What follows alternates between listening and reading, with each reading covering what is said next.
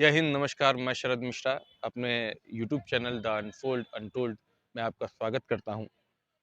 दोस्तों, 22 जनवरी एक ऐसा दिन जिस दिन प्रभु श्री राम जी अपने दिव्य भव्य भवन में स्थापित होंगे और एक बहुत ही हर्ष का विषय है। इस बीच में कई लोग आने वाले हैं रामलला जी के दर्शन को लेकर। उनकी स्थापना पर वहाँ पर हमारे धर्म गुरु शंकराचार्य, आदि गुरु शंकराचार्य जो चार शंकराचार्य हैं, उनके भी आने की संभावना थी। लेकिन उस बीच में एक विवाद चला।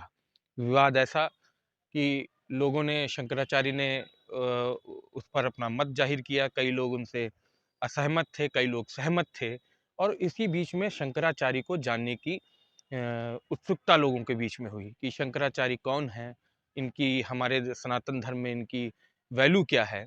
तो मैं आपको बताना चाहता हूँ कि आदि गुरु शंकराचार्य, जिन्होंने 4 मठों की स्थापना करी, और शंकराचार्य जो सनातन धर्म के प्रधानमंत्री कहे जाते हैं, ऐसे ही हम सबके बीच में सनातन धर्म के सबसे बड़े धर्म गुरुओं के बीच में जाने जाते हैं।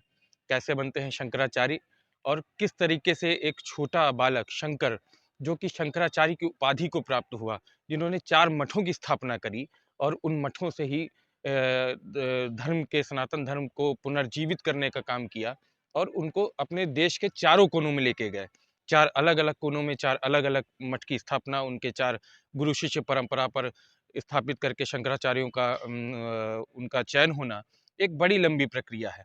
लेकिन जिस तरीके से लोगों की उत्सुकता हुई शंकराचार्य जी को जानने के लिए, तो मैं शरद आपको बताना चाहता हूँ कि एक बालक शंकर से शंकराचार्य बनने की कहानी कैसे हुई और हमारे सनातन धर्म में इनकी क्या वैल्यू है। दोस्तों, केरल एक छोटा सा राज्य भारत का, केरल के कलाड़ी गांव के नमरुदी पाद गांव में आज से लगभग 1200 वर्ष पूर्व एक विद्वान रहा करते थे। उनके घर में भगवान शंकर जी के आशीर्वाद से एक बालक का जन्म होता है।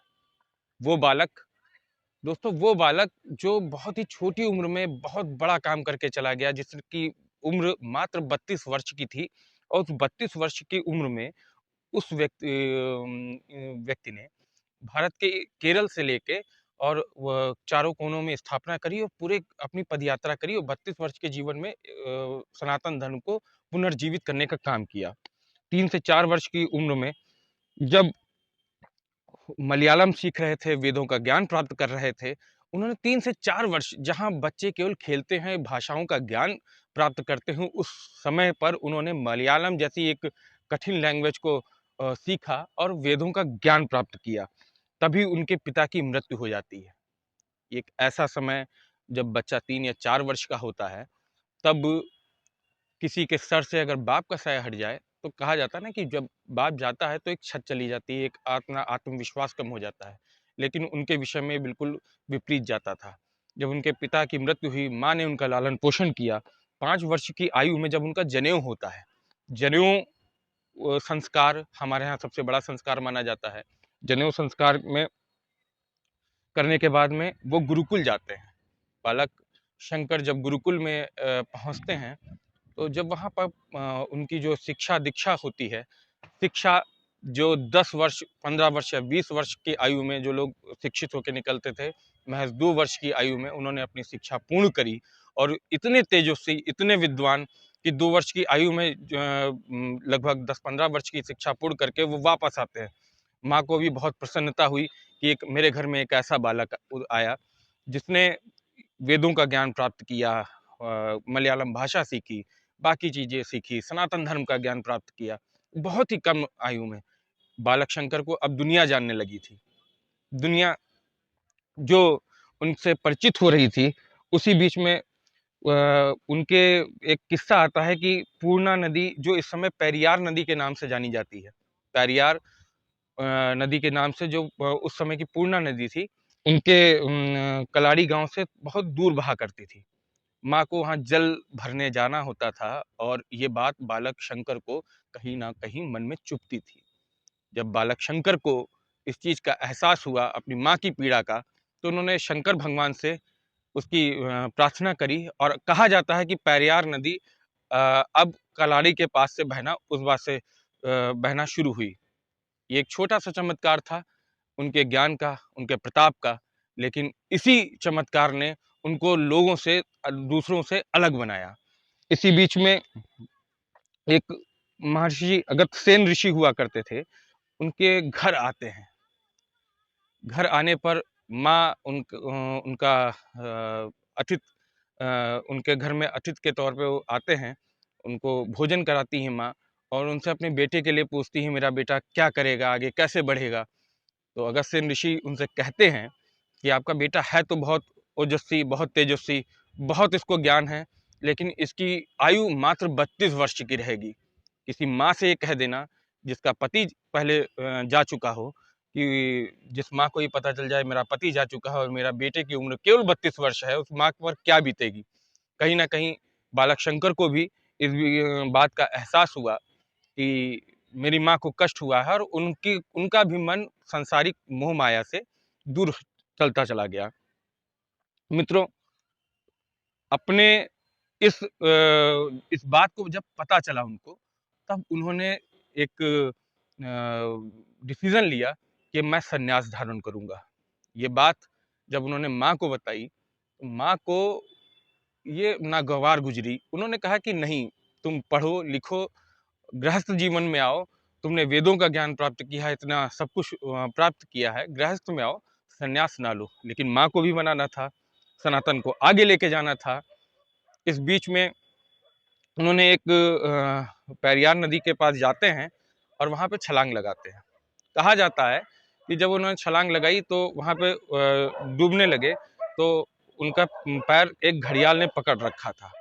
तब लोग चिल्लाए, लोग उनके पास आते हैं नदी के पास, और उस बीच में ये बात आती है, वो कहती हैं अपने माँ से कि माँ, अगर आपने मुझे संन्यास धारण करने के लिए अगर आज्ञा दे दी तो मुझे जीवन दान मिल जाएगा, घड़ियाल मेरा पैर छोड़ देगा।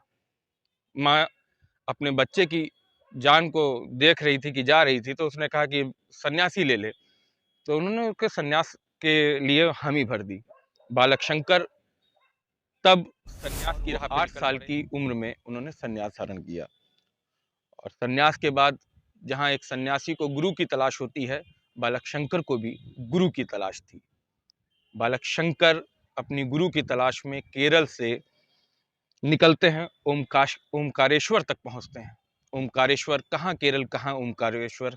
एक 8 वर्ष का बालक, एक 8 वर्ष का बालक ओमकारेश्वर तक जाता है, पैदल यात्रा करके, धर्म का प्रचार करते हुए अपने गुरु की तलाश में। गुरु की तलाश खत्म होती है ओमकारेश्वर की नर्मदा नदी के तट पर, जहां उनको गुरु गोविंद पाद जी मिलते हैं। गोविंद पाद जी के पास जब वो पहुंचते हैं, तब वो उनसे पूछते हैं कि तुम कौन हो बेटे। तो उनको जवाब देते हैं, ना मैं पृथ्वी हूँ, ना जल हूँ, ना वायु हूँ, ना आकाश हूँ, ना ही उनके गुण हूँ, ना इंद्री हूँ, मैं बस परम तत्व हूँ। और ये जब वो कहते हैं, गुरु उनसे प्रभावित होते हैं, और मैं परम तत्व का चैतन्य हूँ। इस बात से गुरुदेव उनसे प्रभावित होते हैं। गुरुदेव उनको अपना शिष्य बनाते हैं। 4 महाकाव्यों के ब्रह्म तत्व का ज्ञान देते हैं, और 4 वर्ष तक वो अपने गुरु की सेवा करते हैं। फिर उन गुरु की आज्ञा लेकर वहां से निकल पड़ते हैं। गुरु की आज्ञा थी कि जाइए सनातन का प्रचार करिए। अपने उस प्रचार में वो निकलते हैं। निकलने के बाद में तब बालक शंकर 12 वर्ष के हो चुके होते हैं। 12 वर्ष में बालक शंकर शंकराचार्य, जो उनके गुरु ने उनको नाम दिया, आदि गुरु शंकराचार्य, तब वो वहां बनते हैं। तो इस वीडियो से हम उनको आगे आदि गुरु शंकराचार्य बोलेंगे।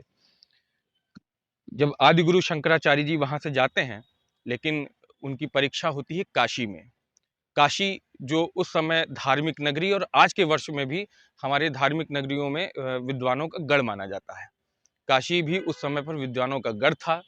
वहाँ पे जब वो पहुँचते हैं, उनकी बातों से कई धर्मशास्त्र वहाँ पे करते हैं वो, उनकी बात होती है। कई लोग उनको अपना गुरु मानते हैं। गुरु शिष्य परंपरा के अंतर्गत उनके कई शिष्य वहाँ बनते हैं।